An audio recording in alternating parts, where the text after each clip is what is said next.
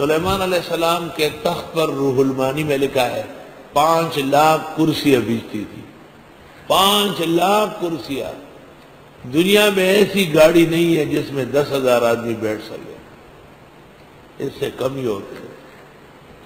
ایسا ہوائی جہاز نہیں ہے جس میں 2,000 اور 1,000، مشکل سے 400 500 یا 700 آدمی ہوتے. اور حضرت کے تخت پر 5 لاکھ کرسیاں بیچتی تھی. سلیمان علیہ السلام کی جگہ درمیان میں تھی. وزراء، سفراء، گورنر اور دار عمل تمام مخلوقات میں سے حاضر ہو جاتے تھے. ایک سلطنت روانہ ہو جاتی تھی.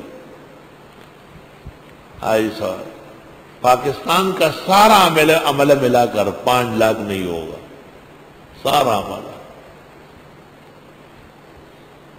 چلنے کا طریقہ یہ تھا کہ پہلے تخت کو انسان روانہ کرتے تھے، زمین پر چلتا تھا. جب تیز ہو جاتا تھا وہ انسان رہ جاتے تھے.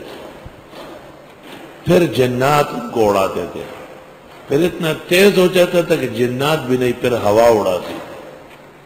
اور پرندے اوپر پر بچا کر سائبان بنا لیتے، چھاؤ. ایئر فورس والے. اس شان و شوکت سے تخت دوڑ رہا تھا اور چونٹیاں باہر نکلی ہوئی تھی. تو ایک چونٹی نے فوراً اعلان کیا، دوستوں اور بزرگوں، سب اپنے اپنے گھروں میں چلے جاؤ، کیونکہ سلیمان علیہ السلام کا تخت آ رہا ہے. کہیں پیروں میں روح نہ لے. وَهُمْ لَا يَشْعُرُونَ، ان کو پتہ بھی نہیں چلے گا.